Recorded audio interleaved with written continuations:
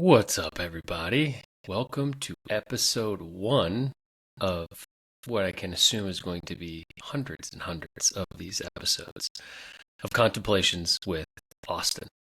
And the entire purpose of this podcast is to be very community driven.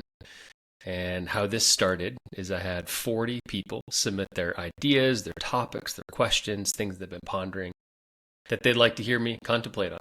And so this podcast, this solo cast, whatever it's going to end up being, is really about building it with the community, because you are directly involved with the ideas that I will be contemplating throughout this process. And in my opinion, contemplation is something that I think we all need to be doing more. Now, I hate even that terminology. I don't like to tell anybody they need to do something, they should be doing something, so I'll check myself right out of the gate. And I'll just speak from my experience. Contemplation has been one of the most powerful tools, practices in my life. And thank you and shout out to Richard Rudd, the OG, the author of The Gene Keys, and his book, The Art of Contemplation, that really opened this up for me many, many years ago. And I hold the polarities of contemplation and meditation at the ends here. And when I think of meditation, it is very much the practice of witnessing the self. It's about stepping into the observer, creating separation from ourselves and our experience of life so we can just notice everything that's happening within that experience, not identifying or attaching to anything within the experience. And when I think of contemplation, it's more of the practice of understanding the self.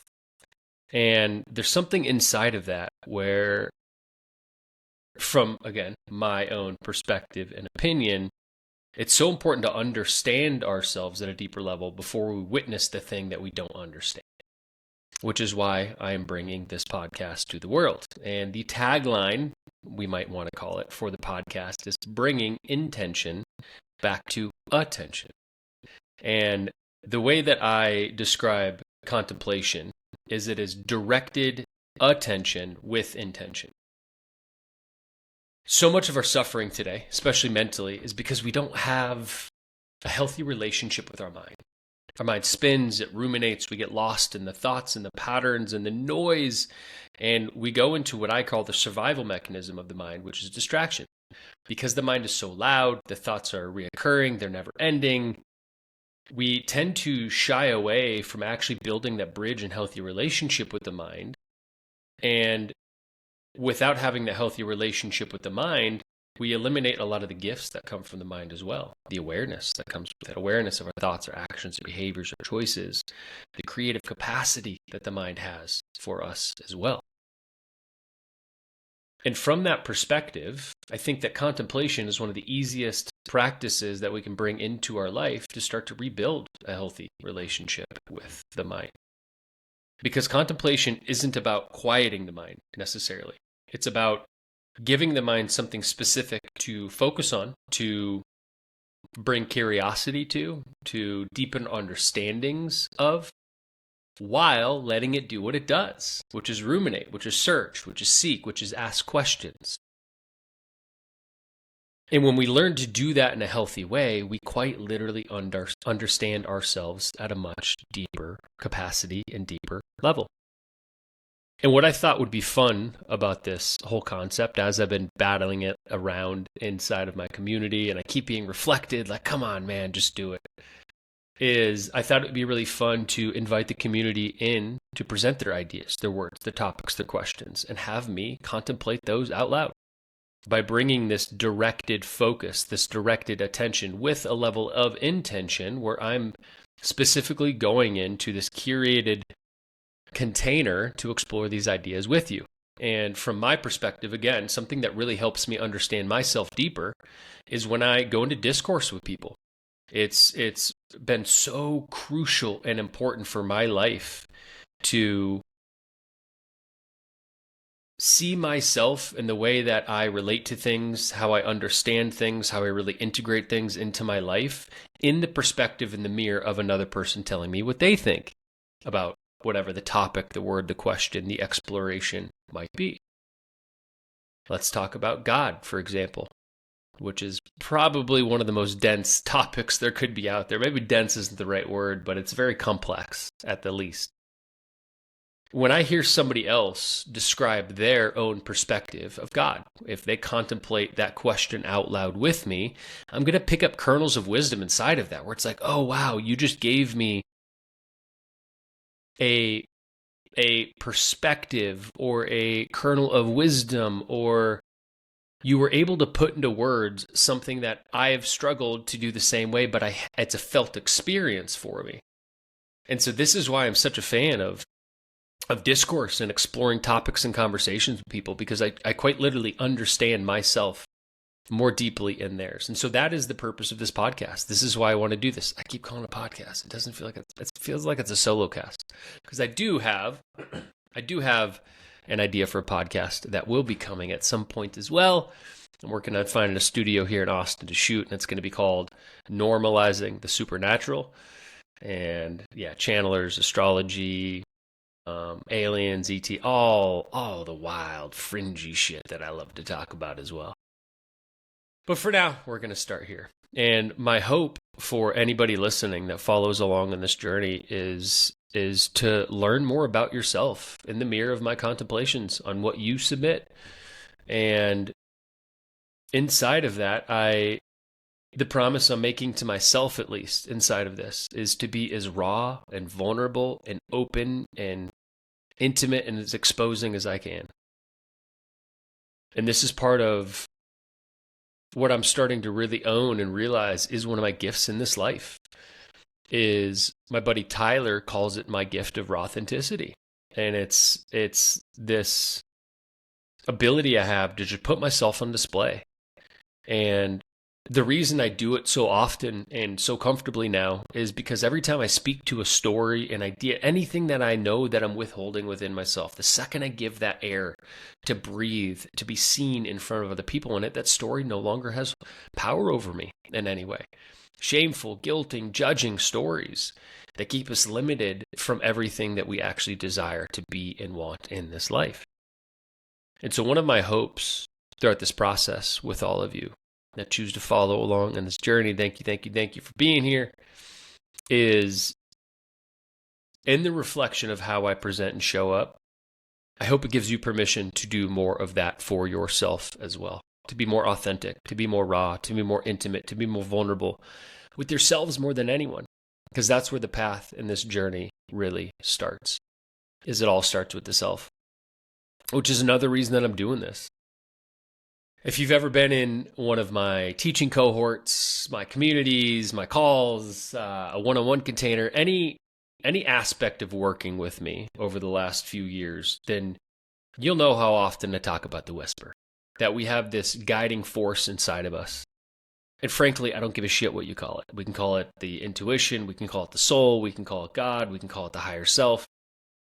So often I think that we are all feeling or experiencing the same thing, but the context of the perspective and the perception in which I view and see life that has been trained and programmed into me by how I was raised throughout life, we use different words to describe the same felt concept of what we're experiencing.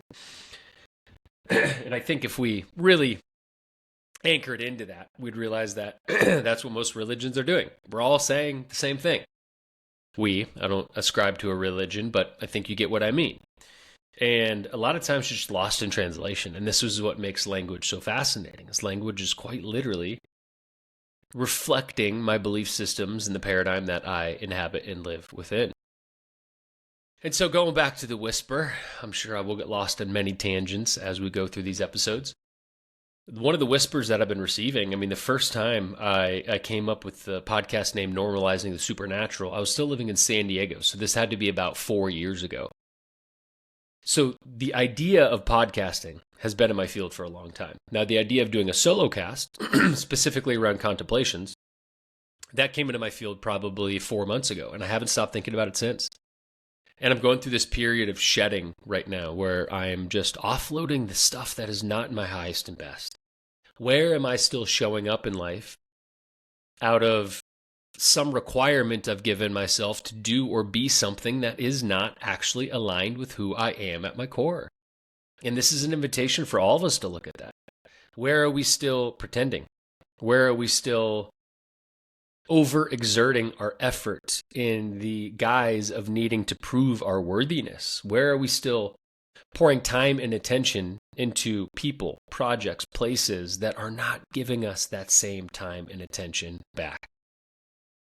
And as I started to clear my plate over the last few months, one of the things that kept getting louder and louder and louder is this podcast, solo cast. I'll get there. Because I'm also starting to own the wisdom I have in this life. All of the things that I've been through. And if you're new here, I kind of jumped right into that. My name's Austin West. I'm a 1-3 manifesting generator. I'm really deep into the gene keys and human design. I'm starting to work on astrology. I teach many concepts. Teaching is one of my favorite things to do. I've developed many different arcs of teachings over the years. Psychospiritual constructivism, the path of conscious creation, microdosing in the mind, body, soul, to name a few. And I think one of my gifts in this life is taking very esoteric and big concepts and condensing them down into something that's presentable that you can integrate into your life. Hermeticism, the law of one. I mean, there's so many of these different teachings that I really love to bring to the world. It's my favorite thing to do. And I think this is a really important platform for me to truly, truly step into that in many, many ways. Excuse me. And as far as the ping, when I'm told to do something over and over and over again, the only thing that gets in the way of that is me. We all hear it. We all hear the whisper. Quit your job, leave your relationship, start this, sell your art, do this more, be in nature more, sleep in, take care of your body, eat well, whatever the thing is. We're all receiving the guidance and the whisper. All of us, undeniably, and even now listening to this, you know when you hear that voice and you know when you deny that voice, and it's okay. There's no good or bad, right or wrong in any of it. Any of it. Everything that we experience in this life is just meant to teach us about ourselves. And one of the things that I continue to find is when I really start to answer that voice, my life becomes in flow. When I listen to that intuition, that guidance, that whisper, that life force that emanates out of me, that feels like it's speaking straight from my heart, all it's doing is guiding me towards my right path and highest alignment I'm meant to live in this life. And what I also notice about that is oftentimes it comes with fear. I would say 99% of the time it comes with fear when I hear the whisper. And that's the thing I think we're in avoidance of. And one of the things that has really helped me change my perspective is looking at fear in a different lens. Fear is a benevolent act of the heart. Because the heart just wants us to be free. The heart wants us to be sovereign. And so the heart produces fear to guide us directly towards the thing that will bring us freedom the fastest. That's why we feel fear. And when I started thinking about this, even when I woke up today, I barely slept last night. I was nervous. I didn't know what I was going to talk about. There's something about this kink I have, we can call it, about putting myself in precarious positions. I didn't script this. I just hit record. I felt the butterflies. I felt the nervousness. I felt myself wanting to be distracted. Let me go make another coffee. Let me get a drink. Let me go take a microdose. All of these mechanisms of distraction that I was giving myself this morning because I started to feel that fear come up. What am I going to talk about? What am I going to say? Here I am, 14 minutes in, and I'm just riffing. It's like, of course it's always going to work out. No matter what, it's going to work out. So I'm in a place in my life where I have no option. There is no other option but for me to continuously answer the call and follow my fear because I become more free. And the more free I become, the more I can be of service to the world. And the more I can be of service to the world, the better I feel, the more alignment I am, the more love I express, the more empathy and compassion I can give to the people around me, because that is ultimately why I believe we're here. We are meant to be of service. All of us. All of us have gifts and wisdom and a story inside of us that is medicine for hundreds or thousands or millions of people. Or maybe your gift in this life is to truly, profoundly, and deeply influence one person and then they influence one person, and then they influence one person who influences a billion people. We're not here to figure it out. We're here to follow our hearts. We are here to be of service to each other. We're here to show up in our most authentic, juicy, delicious expression and magnetize everything we're meant to do and be in this life. So that's what I'm doing. I'm answering the call. I'm answering the fear. I'm stepping through the discomfort, and I'm chasing the very thing that I know will make me free. Fear. And maybe that'll give you a little bit of permission to do one of the things that you're afraid of this week as well. And maybe it'll take you till episode 40 to do it too. I don't know. And that's one of the things that I also like to do is I love to challenge myself. I love to see how I show up. And this is one of the greatest teachings that I've learned from these psychedelic medicines, which I'm sure I'll talk about plenty over these coming weeks, especially the next 40 days. One of the things that I committed to myself inside of this is when I start something new, I love to start it off with a challenge, something that's really actually going to push my envelope. Like, what's the point of doing something if we're not going to put ourselves in a position to challenge ourselves? Because if we're expecting the outside world to challenge us, then a lot of times we're being victim to it because we're not the one calling ourselves forward. And so I'm calling this the 40 days of devotion, where I'm going to release a contemplation every day for 40 days. And I'm terrified of failing inside of that. There's part of me that is already chirping that I don't think I'm going to be capable of doing this. There's part of me of what happens if I drop the ball 20 days in? What are people going to think? Am I a failure? Should I continue the podcast anyway? What am I going to say? What if my answers aren't good? What if the contemplation sucks? On and on and on and on and on. And so maybe to give you permission, like my voices don't go away. My self-doubt doesn't go away. My self-worth creeps in. My scarcity stories creep in. And I don't believe that the purpose and the goal of this healing and self-work, I don't even love to use those terminologies. They're so drenched and outweighted and dogma. And inside of all of that, I don't believe that the goal and the purpose is to have these parts of us go away. We're just supposed to get really good at holding them. And that's where I am. When they come up, I'm like, I see you, I honor you, I'm going to show up anyway. And so inside of this, my devotion to self is to do this 40 episodes in a row. I don't know if that's fucking crazy or not. Part of me thinks it does. But I've never done these podcasts, solo casts, record, throw it on the internet things before. So I'm going to learn real quick what this 40 days is here to show me. And inside of that, no cannabis. Going to bed before 10 every night. Getting up at 6 o'clock in the morning every day. Honoring my body, working out, sauna 5 days a week, like really spending the next 40 days to confront a lot of the parts of myself I know has not shown up in the way I desire in this life. I know I'm being called into a greater voice. I know I'm being called into greater service. I see bigger visions for Entheos than we're manifesting now. I see bigger ways for our men's community to continue to grow and evolve, and the way I can show up and support inside of there. And because I see these within myself, I cannot deny those any longer. And so, again, I'm purposely putting myself in a position I'm afraid of being in. Because that is how I know myself. That is what these psychedelics has taught me. Is over and over again in the most challenging moments and situations of my life, these medicines have showed me I can always hold myself in it. I can always come back from it. I can always find that love, compassion, and forgiveness for myself inside of this journey of life. And so I take what these medicines have taught me and I try to teach that in a different way, to show up for myself in a different way throughout this life. So today, this episode is just called Start Here. We're just dropping in.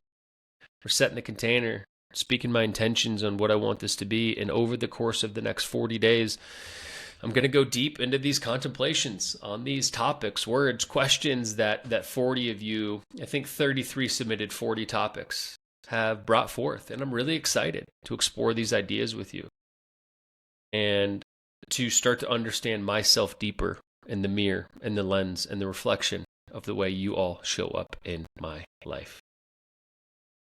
I don't really know how to end these things yet. This is episode number 1. What's coming through too is another reason I think I was called to this solo cast game is really starting to understand that like conversation is what lights me up more than It's not that I don't like music, but growing up, we didn't have music ever playing in the house. And every time my dad was a landscaper growing up, and so until I was 12, I went to work with him every weekend. And he always, literally always had talk radio on. And there was this show called, I don't know what the show was called, but it was this guy, Paul Harvey.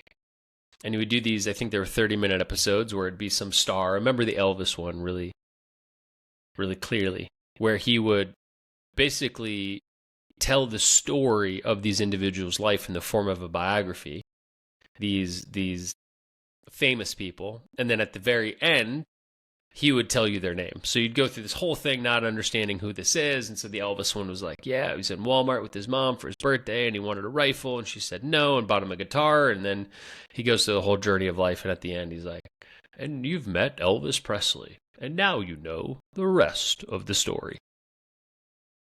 And I was thinking about that last night. Like there's some sort of tagline I would love to finish these episodes with to just give myself a closing place. But for now, I don't know what that is.